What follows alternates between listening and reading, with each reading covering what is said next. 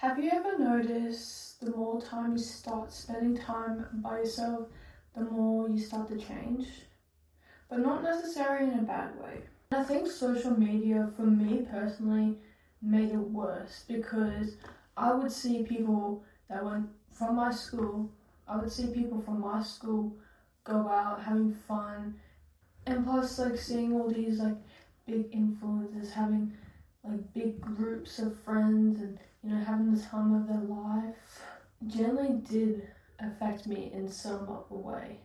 But I realized that that's not the case. It made me feel worried, especially when I saw other people going to parties, having sleepovers, and at the time my parents refused me from going and doing that stuff, and I would start to wonder, why doesn't my life look like that? Why don't I get the freedom to go out and hang out with my friends and have a good time? But then I started to realize how much being alone can actually teach you and help you grow. If you saw my last video of the day of life, that was yesterday, and yes, I'm re-wearing this top because it is actually flattering, and I'm also wearing the pants in my haul because I'm going to the gym and it is cold outside, so after this I am going to head to the gym. Look how freaking cute these pants are on, and they definitely match my top. So anyways, in today's video I'm going to be talking about why being alone does not mean that you are lonely and why it can change you. I think that a lot of people assume that if you're alone, then that means someone else is doing better than you. But honestly, I don't think that's the case at all. I think that being alone can teach you 3 things. The first one is learning who you are. When you're constantly around other people, it's easy to be influenced from their actions, from how they dress, how they talk to people who they're friends with. And I think that really impacts somebody, whereas when someone spends time alone, they are influenced on their thoughts and how they choose to make decisions about their life. Basically, by being alone, you have no one to impress, no one to impersonate. So that's where you start to figure out what you like to do and who you are as well. 2, you become more independent. You don't have to wait for someone else to be available to make your day feel better. At first, you start to feel awkward, starting to go to the gym by yourself, starting to go to the shops, go to the movies, go on a nice dinner by yourself. And then that's when you realize how much better you grind when you are able to freely go out without relying on somebody else to come with you. And 3, you become more selective on who you choose to hang out with.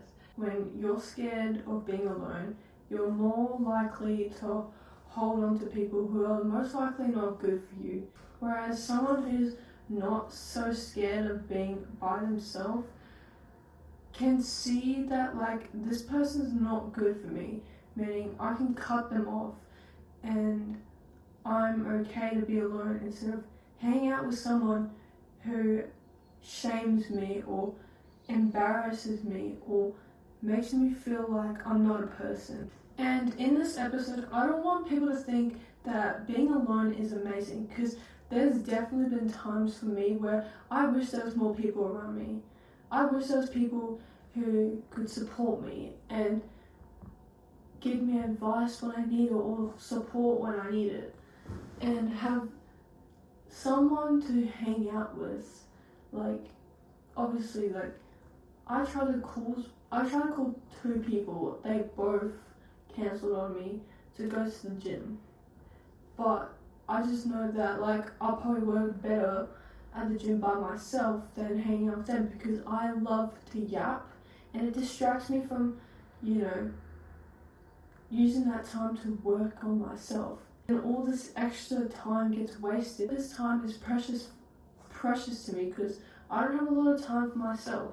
By getting the gym done in under an hour or an hour, whereas having 2 hours and then most likely staying with them to hang out with them. Even if my social battery dies, then I don't feel pressured to still hang out with them when I was supposed to be doing other things like as cleaning, resting, taking care of myself and my hygiene. And I could be also doing assessments and studying. I feel like there's also a massive difference in choosing to be alone and also feeling like no one chooses to hang out with you. Till this day, I think I'm still learning that being alone doesn't put you behind. It doesn't mean you're unlikable, and it doesn't mean that I'm going to be alone for the long term. I changed my perspective in thinking that I'm just in the stage of where I'm learning to be more confident with myself before I find other people to fit in my lifestyle and have the same morals as me.